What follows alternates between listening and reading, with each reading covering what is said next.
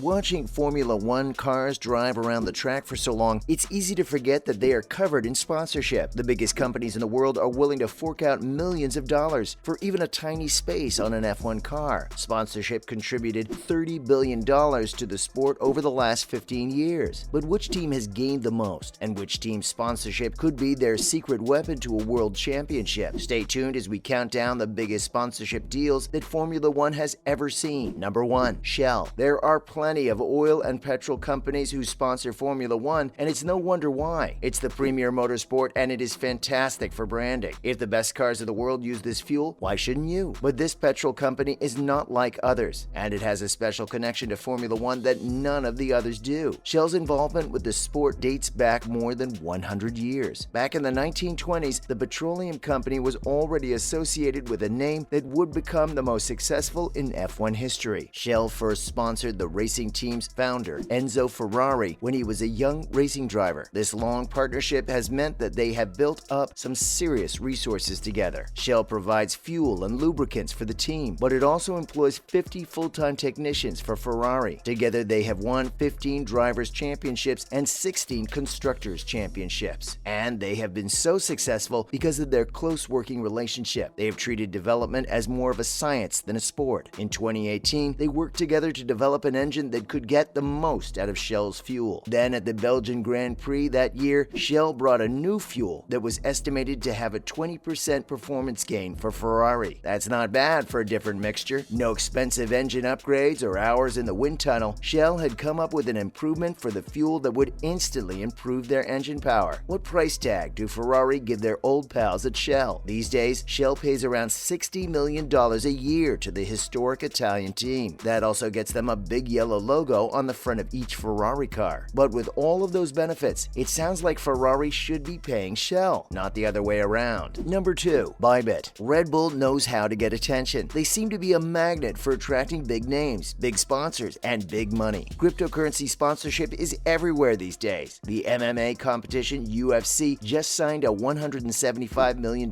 deal with Crypto.com. They will also be paying the fighters bonuses in cryptocurrency. Not wanting to miss out on the fun, last year Formula One agreed to a 5-year deal with the same company that is worth more than $100 million.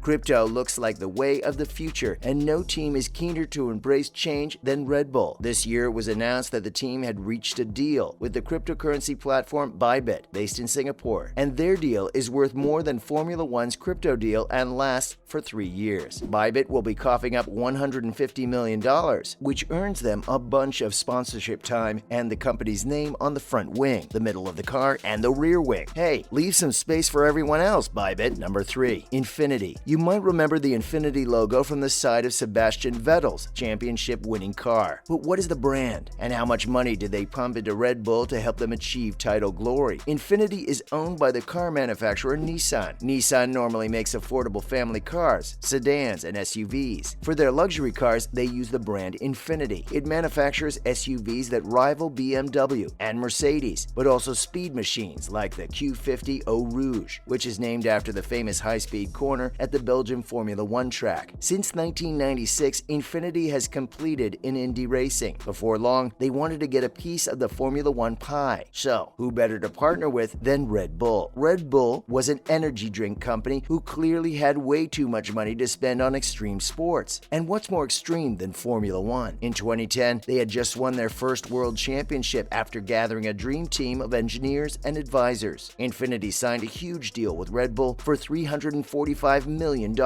It didn't hurt that Red Bull's engine supplier Renault was already part of a Renault-Nissan alliance. A car company sponsoring Formula One? Who would have thought? Coming right up, which company committed over $700 million to an F1 team? And how is Red Bull's newest sponsor helping them win races? Don't go anywhere. Number 4. Philip Morris. Sports betting and gambling ads are everywhere now. They are considered slightly taboo, but we have all gotten used to them. But just a few decades ago, it was the same with smoking. Smoking advertisements were anywhere and everywhere. Television, billboards, and magazines all had people puffing on cigarettes. And in the early days of Formula One in the 80s and 90s, there was no bigger sponsor than tobacco companies. World champion James Hunt used to smoke up to 40 cigarettes a day, and it was a match made in heaven when his team were sponsored by Marlboro. After a brilliant victory at the British Grand Grand Prix, Hunt is interviewed while dragging on a cigarette. Philip Morris International and British American Tobacco continue to spend money well into the 2000s, too. Philip Morris contributed $625 million in the last decade. In 2021, the two companies spent a combined total of $105 million.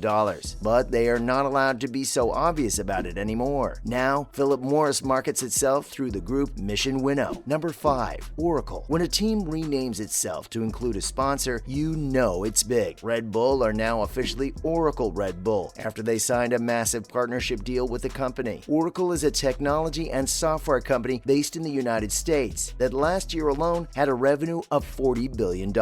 They are a multinational company with offices all over the world in Japan, England, and Canada. So, how much was this mega company willing to pump into the new world champions of Formula One? $500 million.